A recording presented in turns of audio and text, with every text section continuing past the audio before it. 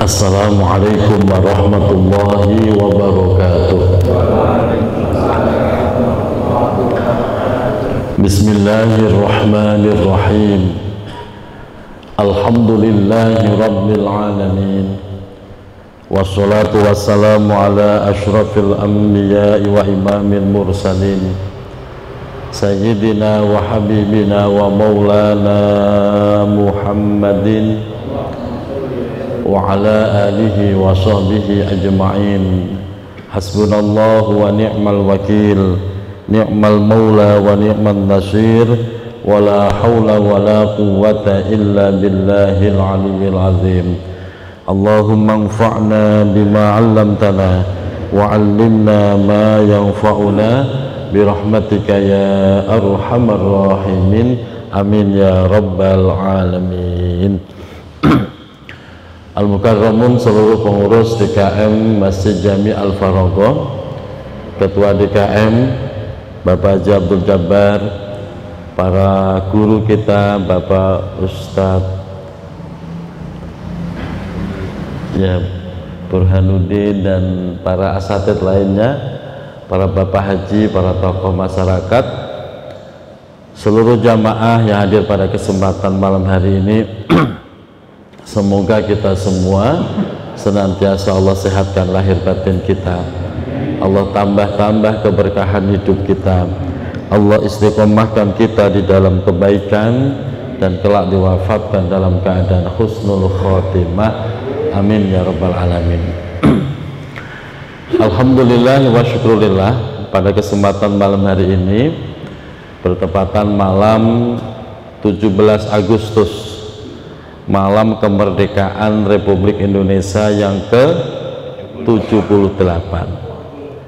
Malam hari ini spesial, kita akan membahas tentang kemerdekaan dan bagaimana cara kita mensyukuri kemerdekaan. Ini merdeka tapi ibu-ibunya malah nggak datang. Kayaknya belum merdeka ibu-ibunya itu. Bapak Ibu jamaah yang dirahmati Allah, di dalam Al-Quran Allah Subhanahu wa ta'ala berfirman, ya ayyuhalladzina amanu kunu ansarallah kama qala Isa ibn Maryam lil hawariyyin man ansari ilallah qala al hawariyuna nahnu ansarullahi fa amanat ta'ifatum min bani Israil wa kafarat ta'ifah fa ayyadna alladhina amanu ala aduwwihim fa asbahu zahirin. Shadaqallahul azim, walhamdulillahi rabbil alamin. Di dalam ayat itu Allah Subhanahu wa ta'ala menyeru, ya ayyuhalladzina amanu, wahai orang-orang yang beriman, kunu ansarallah, jadilah kalian semua penolong agamanya Allah. Kita disuruh untuk menjadi penolong agamanya Allah. Bagaimana cara menolong agamanya Allah? Salah satunya adalah kita berjuang untuk memakmurkan. Assalamualaikum warahmatullahi wabarakatuh. Bismillahirrahmanirrahim. Alhamdulillahi rabbil alamin. Wassalatu wassalamu ala ashrafil anbiya'i wa imamil mursalin, Sayyidina wa habibina wa maulana Muhammadin wa ala alihi wa sahbihi ajma'in. Hasbunallahu wa ni'mal wakil, ni'mal maula wa ni'mal nasir, wa la hawla wa la quwwata illa billahil aliyyil azim. Allahumma anfa'na bima 'allamtana wa 'allimna ma yanfa'una birahmatika ya arhamar rahimin. Amin ya rabbal alamin. Al-Mukarramun, seluruh pengurus DKM Masjid Jami Al-Faragha, Ketua DKM Bapak Haji Abdul Jabbar, para guru kita Bapak Ustadz ya Burhanuddin, dan para asatidz lainnya, para bapak haji, para tokoh masyarakat, seluruh jamaah yang hadir pada kesempatan malam hari ini. Semoga kita semua senantiasa Allah sehatkan lahir batin kita, Allah tambah keberkahan hidup kita, Allah istiqomahkan kita di dalam kebaikan, dan kelak diwafatkan dalam keadaan husnul khotimah. Amin ya rabbal alamin. Alhamdulillah wa syukurillah, pada kesempatan malam hari ini bertepatan malam 17 Agustus, malam kemerdekaan Republik Indonesia yang ke-78. Malam hari ini spesial, kita akan membahas tentang kemerdekaan dan bagaimana cara kita mensyukuri kemerdekaan. Ini merdeka tapi ibu-ibunya malah nggak datang. Kayaknya belum merdeka ibu-ibunya itu.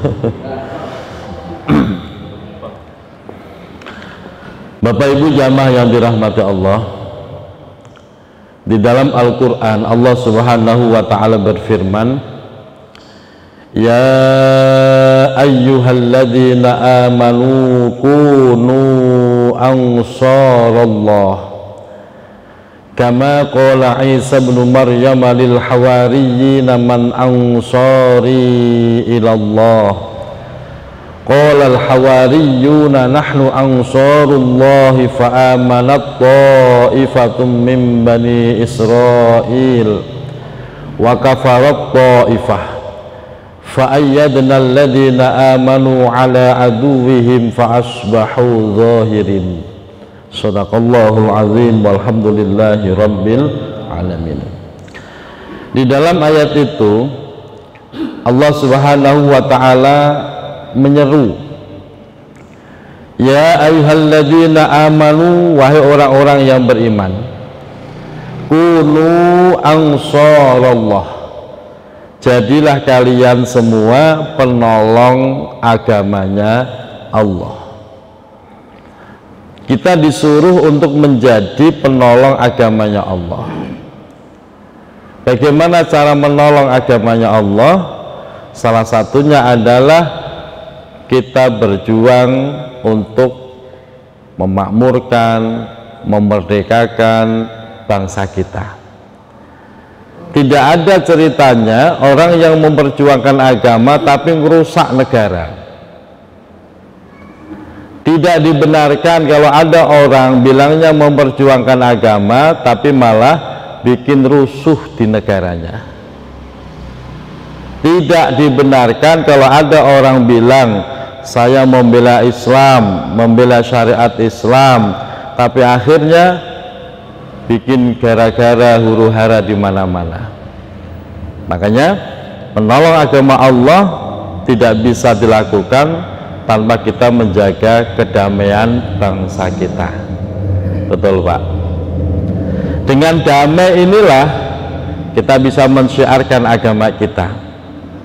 Dengan damai merdeka seperti inilah kita bisa membuka pengajian di mana-mana bebas, tanpa ada intervensi, tanpa ada tekanan, tanpa ada larangan, tanpa ada ancaman.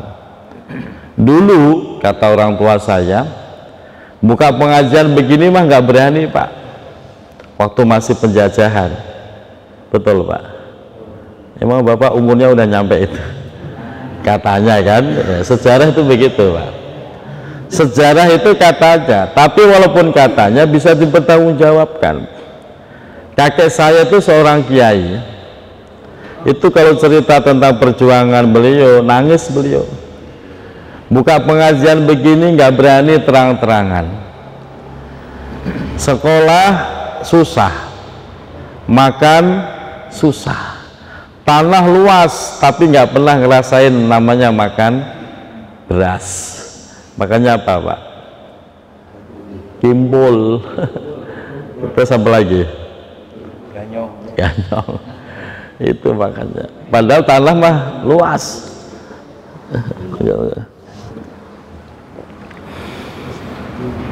Selama bangsa kita tidak pernah tentram, maka kita tidak bisa menolong agamanya Allah. Maka di luar sana Pak, di Timur Tengah yang masih berantem, di Palestina ya, di Iran yang masih berantem, masih berperang, nggak bisa. Untuk menolong agamanya Allah sangat sulit itu.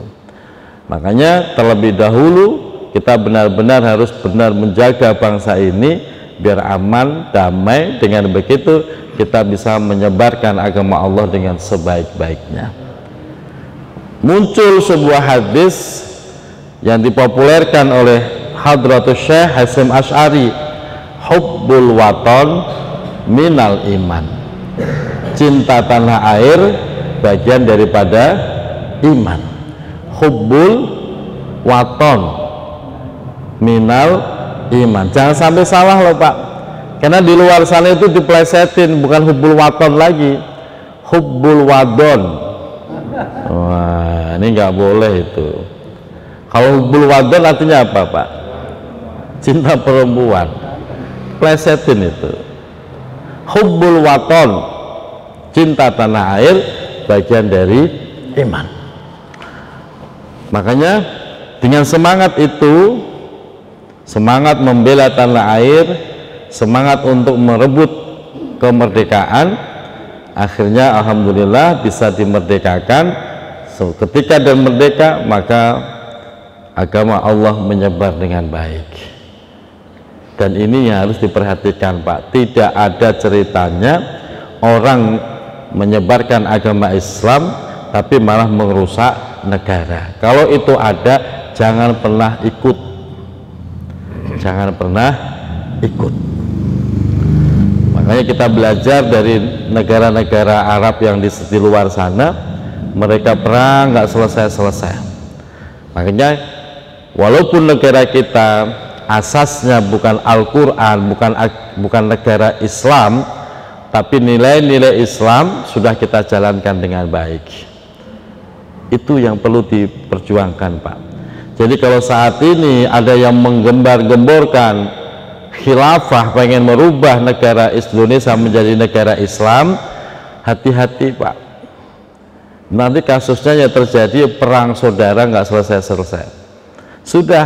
Ini sudah dirumuskan oleh ulama-ulama kita bahwa asas negara kita Pancasila, yaitu dengan dasar Pancasila yang sudah kita pahami bersama, bukan Al-Quran, bukan. Walaupun bukan Al-Quran, nilai-nilai Al-Quran bisa kita jalankan seluas-luasnya, nggak ada tekanan, nggak ada ancaman. Sebab kenapa ini perlu saya sampaikan, mereka itu lagi rajin Pak melakukan sebuah propaganda.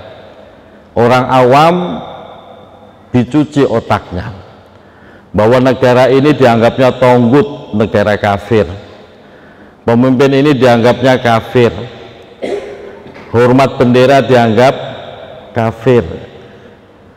Ini sebuah propaganda yang benar-benar meracuni Pak. Jangan sampai generasi kita malah rusak pemahamannya, pengen mendirikan agama Islam, ujung-ujungnya merusak negaranya sendiri. Kita udah bebas, Bapak mau sholat 24 jam silahkan, mau ngaji 24 jam silahkan, nggak ada larangan. Paling enak tuh Indonesia Pak. Makanya dengan begitu kita jaga generasi kita agar tidak mendapatkan pemahaman-pemahaman yang merusak daripada cinta tanah air. Bapak Ibu jamaah yang dirahmati Allah, yang kedua, menolong agama Allah di samping menjaga kedamaian negara ini adalah bagaimana kita bisa memancarkan nilai-nilai indah yang terdapat dalam agama Islam. Itu cara kita menolong agama Allah Pak. Bapak tidak harus ceramah kemana-mana, tidak. Bapak tidak harus dalil mulu, ya tidak. Cukup kita tunjukkan bagaimana akhlakul karimah, bagaimana Islam mengajarkan sebuah nilai-nilai yang luhur di dalam kehidupan kita sehari-hari, itu sudah termasuk menolong agamanya Allah. Daripada kemana-mana pakai serban, kemana-mana selalu dalil ini dalil itu, tapi ujung-ujungnya bikin resah masyarakat, justru itu malah merusak sendi keislaman itu sendiri. Makanya suksesnya Rasulullah di dalam berdakwah adalah mengedepankan akhlakul karimah. Itu suksesnya Rasulullah. Tanpa akhlakul karimah, mungkin nasibnya bisa kayak nabi-nabi terdahulu, Pak. Nabi terdahulu itu cenderung tidak sabar, tidak sesabar baginda Nabi Muhammad. Buktinya apa? Buktinya umatnya dibinasakan semua oleh Allah, dan itu karena sebuah doa dari nabinya. Betul itu, Pak. Nabi Nuh contohnya di dalam surah Nuh, Bapak nanti bisa cek. Faqala rabbi inni da'autu qaumi lailaw wa nahara. Wahai Tuhanku, sesungguhnya aku telah berdakwah kepada kaumku lailaw wa nahara, baik di waktu malam maupun siang hari. Siang malam, Pak, beliau udah berdakwah. Falam yazidhum du'ai illa firara. Justru dakwahku tidak membuat habis, Pak. Kalau Rasulullah ditawarin begitu nggak mau, Pak. Rasulullah itu berkali-kali, Pak, ditawarin begitu. Ketika Rasulullah berjuang di Taif, berdakwah di Taif, bukannya diterima, dilemparin sampai berdarah-darah Rasulullah. Malaikat Jibril ngelihat begitu udah nggak tahan. Ya Rasulullah, jika kau izinkan, aku angkat gunung Uhud ini, aku jatuhkan ke kaum Taif. Kalau Bapak di posisi Nabi Muhammad, kira-kira jawabannya gimana? Kerjakan, begitu kira-kira gitu kan, Pak? Betul. Habisin. Kalau kita begitu mungkin. Rasulullah enggak, jangan. Fa innahum qaumul la ya'lamun. Mereka semua karena tidak tahu. Entah kalau tahu juga iman. Siapa tahu nanti anaknya, cucunya ada yang mau beriman. Itu loh, Pak, kebesaran hati Rasulullah itu luar biasa. Kalau orang Ratu Jaya di posisi Nabi Muhammad ada tawaran, ya semangat kan, Pak. Enggak ada tawaran, ada nyari-nyari dekengan kok, Pak. Ini ada dekengan, mereka Jibril udah nawarin, tinggal ya aja. Habis tuh kaum Taif, Pak, habis tuh. Ketika Rasulullah dicaci maki, dihina-hina, ada tawaran, seandainya yang kau mau, aku jadikan gunung Uhud ini menjadi gunung emas sebagai kekayaanmu. Coba kalau Bapak di posisi Muhammad ditawari, ini gunung jadi berubah jadi emas semua, diterima apa ditolak, Pak? Rasulullah enggak. Kenapa? Karena bukan itu memang tujuannya, bukan itu. Sehingga disinilah artinya yang menjadi uswah hasanah, suri toladan bagi kita di dalam mendakwahkan Islam adalah mengedepankan akhlak. Kalau orang kok gampang teriak, gampang mencaci maki, gampang mengumpat, gampang menghina, gak usah sekolah mah bisa, Pak. Betul. Untuk mencaci maki perlu sekolah nggak, Pak? Gak usah. Gak usah ngaji, orang pasti bisa mencaci maki. Makanya jangan ajarkan orang mencaci maki, Pak. Jangan ajarkan generasi kita untuk menghina orang lain. Kenapa? Mereka nggak usah diajarin udah pinter, Pak. Nggak perlu sekolah udah pasti bisa mencaci maki orang. Makanya kalau ada seorang terpelajar kok omongannya mencaci maki, menghina segala macam, jangan didengerin, Pak. Itu orang yang hatinya gelap, tidak ada cahaya ilmu. Kalau ada ustadz ceramahnya kok mencaci maki, ya sama, nggak usah didengerin, Pak. Itu malah membuat kita tersesat nanti. Rasulullah itu tidak pernah mencaci maki, nggak ada yang pernah dicaci-caci Rasulullah. Bahkan dalam Al-Quran tuh Pak, wala tasubbul ladina yad'una min dunillah, kalian jangan pernah menghina orang-orang yang menyembah selain Allah. Kita tuh dilarang Pak, jangan pernah menghina orang-orang yang menyembah selain Allah. Sahabat bertanya, kenapa nggak boleh ya Rasulullah? Sebab kalau kamu menghina Tuhannya, sama juga kamu menghina Tuhan kamu sendiri. Sahabat masih belum paham maksudnya. Saya terangkan Rasulullah, jika kamu menghina Tuhannya, kira-kira dia balas menghina nggak Pak? Balas menghina nggak? Yang dihina siapa? Tuhan kita, Allah. Tuhan kita dihina mereka gara-gara siapa? Gara-gara kita Pak. Itu yang dilarang Rasulullah, sampai segitunya. Makanya jangan, begitu kita menghina Tuhan mereka, mereka akan lebih bersemangat menghina Tuhan kita. Gara-gara siapa ya? Gara-gara kita. Maka jangan menghina Tuhan mereka. Kalau mau dakwah, dakwah yang baik. Kalau mau promosi, promosi yang baik tanpa harus menyakiti yang lainnya. Silahkan Bapak punya program yang bagus, silahkan sampaikan tanpa harus merendahkan orang lain. Sampai-sampai dalam keterangan yang lain pun sama, kamu jangan pernah membunuh orang tuamu. Sahabat bertanya, mana ada seorang anak tega membunuh orang tuanya?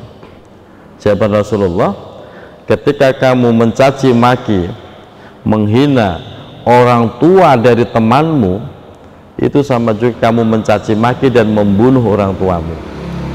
Artinya di sini kita penting menjaga keluhuran nasab kita, penting untuk menjaga keluhuran nasab kita.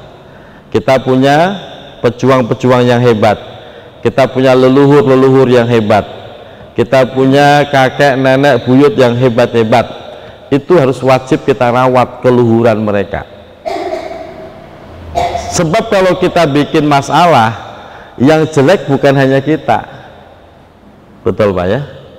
Yang jelek siapa? Semua garis keturunan kita itu ikut dicaci maki Pak. Maka menjaga keluhuran nasab itu wajib. Kalau menulis nasab nggak wajib Pak. Nah ini biar beda Pak. Menulis urutan nasab itu nggak wajib. Yang wajib itu menjaga keluhuran nasab. Kita punya pamannya, leluhur kita dulu pamannya kiai. Ya bapak atau anaknya atau cucunya paling tidak ada yang nurusin sebagai sosok seorang kiai. Seperti Om Rio, dia punya leluhur pejuang. Ya Om ya. Iskandar Tole ya Om. Tole Iskandar ya. Nah, harus ada generasi yang menjadi pejuang. Udah ada belum Om? Belum. Ada RW itu pejuang. Jadi RW. Harus itu Pak, menjaga keluhuran leluhur kita. Saya semuanya harus begitu. Sebab kalau sampai kita rusak, berbuat maksiat, berbuat yang menghinakan, merendahkan, semua leluhur ikut direndahkan. Dan itu namanya generasi yang tidak bisa menghargai leluhurnya. Makanya mengisi kemerdekaan adalah bagaimana meneruskan cita-cita mulia dari seluruh pejuang bangsa Indonesia. Itu yang wajib kita teruskan cita-citanya. Begitu juga kita anak kepada orang tua ya sama. Umpamanya contoh begini Pak, kita punya orang tua punya kebiasaan tiap habis subuh selalu baca Quran. Akhirnya orang tua kita meninggal. Kalau memang bapak sayang sama orang tua, terusin kebaikannya. Caranya gimana? Ya bapak terusin tiap habis subuh baca Quran persis seperti orang tua kita. Itu orang tua girang luar biasa dan beliau mendapatkan pahala yang gak putus-putus Pak. Itu cara kita menghargai perjuangan leluhur Pak. Loh, orang tuanya kiai, ahli ibadah, baca Quran, kok anaknya nggak ada yang nerusin, nangis Pak. Kok keturunannya nggak ada yang meneruskan kebaikannya, leluhur itu pasti nangis, sedih Pak. Sebab dengan tidak ada penerusnya, maka amalnya menjadi terputus. Amalnya menjadi terputus, sedih Pak. Makanya begitu juga kita ingin mengisi kemerdekaan, apa? Meneruskan cita-cita mulia dari pejuang kita. Untuk sebagai apa? Agar negara ini baldatun thayyibatun wa rabbun ghafurun. Agar negara ini baldatun thayyibah, negara yang baik. Negara yang baik itu tidak harus semuanya Islam Pak. Ini biar tidak terdoktrin dengan paham mereka. Rasulullah di Madinah ya hidup bertetangga dengan orang Kristen. Di Makkah ya hidup bertetangga dengan orang Kristen, orang kafir, bahkan bukan Kristen. Hidup bertetangga dengan orang kafir. Rasulullah bermuamalah dengan orang kafir. Ya biasa saja. Nah, kita jangan ekstrim. Setiap ada tetangga kafir bunuh, bom. Ini ajaran dari mana itu loh Pak? Jangan. Menciptakan negara yang baik tidak harus semuanya Islam, tidak. Orang Islam juga yang hobi maksiat juga banyak kan? Banyak gak Pak? Malah gembongnya itu ya Islam juga. Terus gimana agar tercipta negara yang baik? Yaitu tadi, kita saling menghargai. Kita saling menghargai, termasuk saling menghargai jangan pernah menghina Tuhan mereka. Itu Pak. Makanya kalau kemarin sempat rame orang Islam menghina pemujaan, nggak usah dihina, biarin, itu memang keyakinan dia kok. Bapak mau dakwah silahkan, tapi jangan pernah menyakiti orang. Kalau menyakiti mereka bukannya simpatik, malah benci sama kita Pak. Satu itu. Yang kedua, bagaimana untuk mewujudkan walaupun ghafur, artinya negara ini selalu mendapatkan curahan rahmat dan ampunan Allah Subhanahu wa Ta'ala. Bagaimana caranya negara ini mendapatkan curahan rahmat dan ampunan Allah? Caranya adalah laksanakan tugas kita sebagai orang muslim, laksanakan tugas kita sebagai orang yang beriman. Makanya di dalam Al-Quran, walau anna ahlal qura amanu wattaqau lafatahna alaihim barakatim minas sama'i wal ard. Seandainya di kampung itu orang yang beriman, dia bisa bertakwa, menjalankan ibadah dengan baik, la fatahna, maka Allah buka untuk mereka semua keberkahan dari langit dan dari bumi. Fokus ke situ saja Pak. Orang kafir ya biarkan dengan kekafirannya, biarkan dengan keimanannya.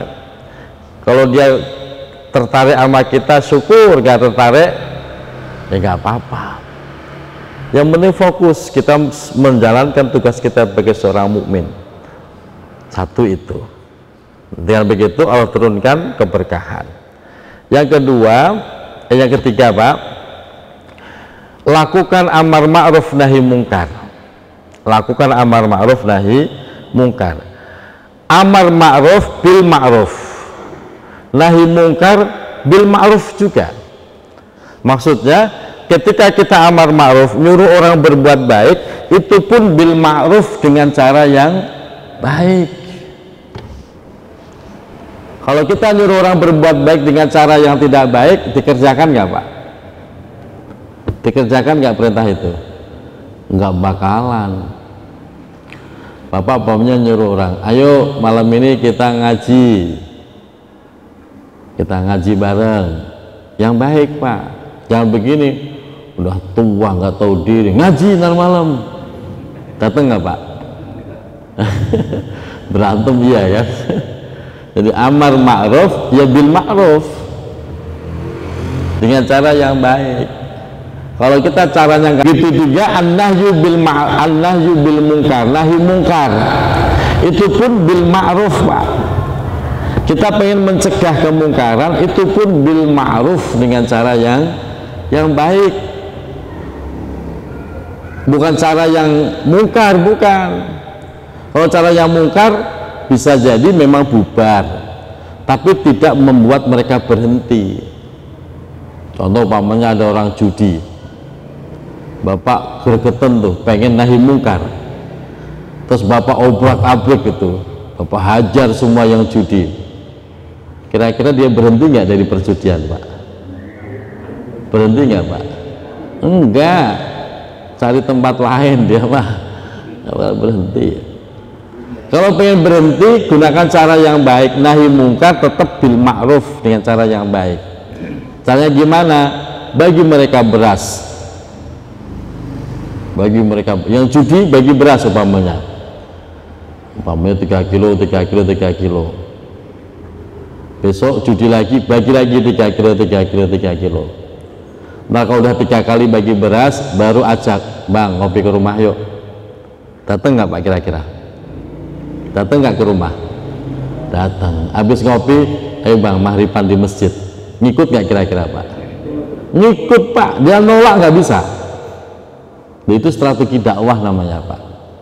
Dia mau nolak, nggak bang, nggak bakal bisa Pak. Dia udah merasa hutang budi sama bapak kok, dapat beras 3 kali, udah diajak ngopi segala kok. Rumahnya depan masjid lagi ngopinya, ya kan bang? Yuk sholat Pak. Itu betul, sukses itu Pak.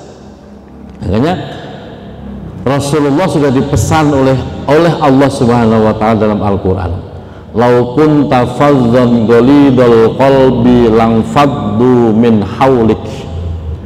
Kalau seandainya kamu keras wahai Muhammad, keras perangainya, keras ucapannya, kasar tindak lakunya, lang faddu min haulik, niscaya mereka akan kabur dari sekitarmu, nggak mau dekat. Maka Rasulullah itu disegani oleh teman dan lawan. Makanya ini yang menjadi tugas kita Pak, untuk menolong agamanya Allah. Caranya yaitu tadi, jaga kedamaian ini. Kalau ada yang mengatasnamakan agama tapi merusak negara, itu harus segera diselesaikan, jangan malah berkembang. Ini nanti jadi paham-paham teroris itu nanti Pak. Wah ini membela agama, membela agama apa sih, jangan dipercaya. Jangan dipercaya. Nah, dengan begitu Bapak Ibu jamaah yang dirahmati Allah, kita akan tercapai yang namanya baldatun thayyibatun wa rabbun ghafur. Kalau itu sudah tercapai, Bapak Ibu mau mati kapan saja sudah tenang. Sudah ada yang pengen mati belum Pak? Ya belum ya. Seandainya udah mati pun tenang. Tenangnya kenapa? Yakin insya Allah generasi kita aman gitu loh Pak. Kita tenang karena merasa yakin generasi yang akan kita tinggalkan itu sudah aman, di dalam zona yang aman dari segala macam unsur penjajahan.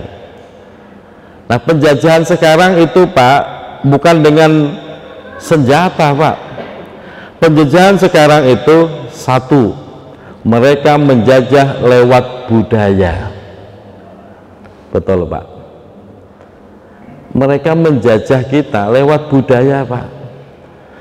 Anak-anak kita, remaja kita, pemuda kita, itu budaya mereka itu sudah mulai bergeser Pak.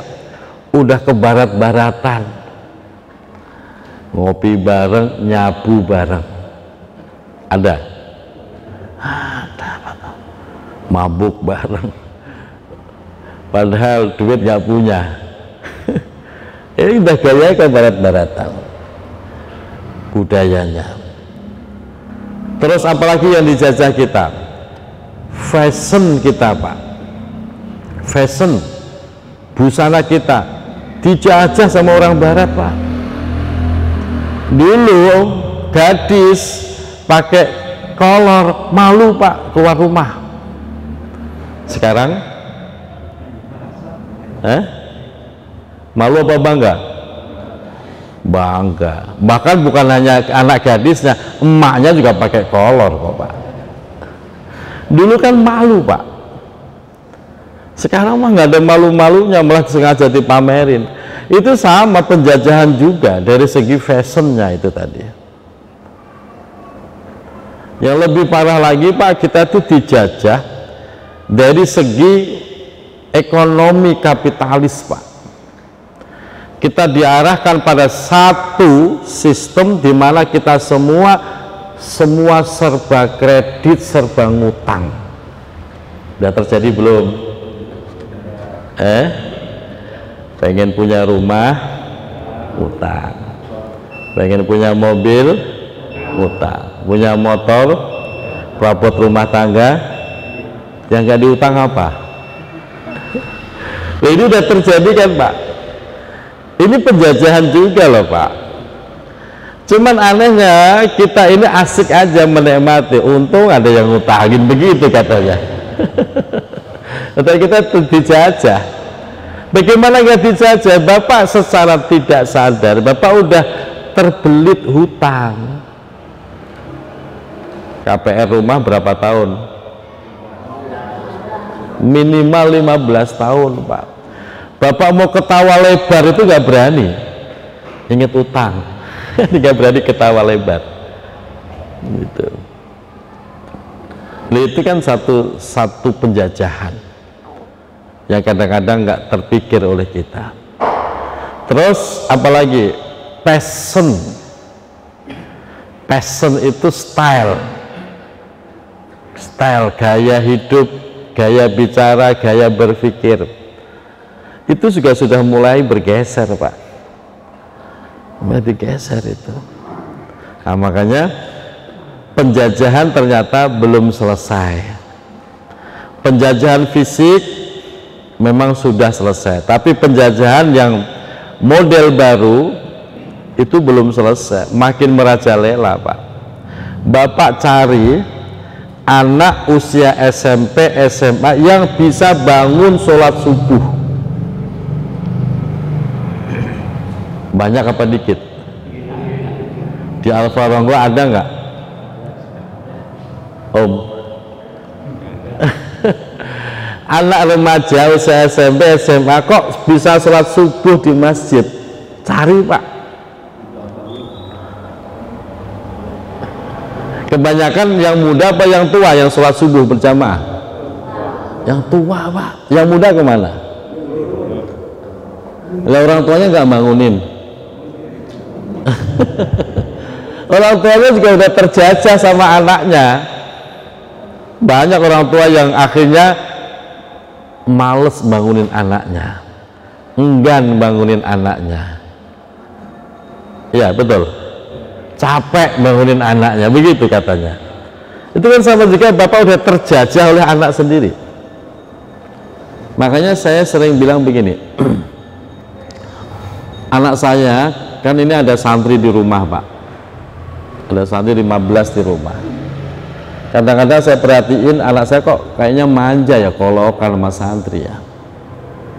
Saya bilang ke anak, nak, khususnya Zahira di rumah, kalau pengen jajan butuh duit jangan minta ke santri, minta ke ayah. Tapi ayah kadang tidur, bangunin, jangan sampai minta santri. Bundanya ngusul, kalau anak bangunin orang tua lagi tidur kan nggak sopan ayah. Nggak apa-apa, lebih baik bangunin ayahnya daripada ngerepotin santri. Artinya untuk mendidik mental ini biar anak jangan manja gara-gara ada santri gitu loh Pak. Dikit-dikit Pak santri, kok jadi anak saya manja ya ini. Saya nggak mau seperti itu anak saya gitu. Nah, walaupun kadang-kadang santrinya juga pengen ngomong, cuman janganlah itu. Nah, penjajahan luar biasa. Belum lagi Pak, masalah makanan. Anak kita udah terjajah loh Pak. Dulu kita pagi makan itu, siang juga makan itu, malam makan itu juga. Anak sekarang coba Pak, pagi makan ini, ntar siang masih mau nggak makan ini? Gak bakal mau Pak. Siangnya maunya makan itu, ntar malam mau nggak makan itu? Gak bakal mau Pak. Itu sebuah penjajahan juga loh Pak. Dulu kita begitu nggak waktu kecil kita? Enggak kan? Pagi uduk, siang uduk, malam uduk, ya ayo aja kan. Anak sekarang nggak bisa Pak, nggak bisa anak sekarang. Itu juga udah dijajah dengan passion tadi loh Pak, gaya hidup, gaya makan, waduh Masya Allah. Itu makanya anak saya itu pelan-pelan, tapi saya pegangin kuat, walaupun pelan, secara berpikir saya pegang kuat, jangan sampai manja kebablasan gitu. Makannya apa ya? Ya ini kan tadi pagi siang sama ya. Ayo dimakan. Ya pelan-pelan Pak makan. Susah anak sekarang Pak. Dia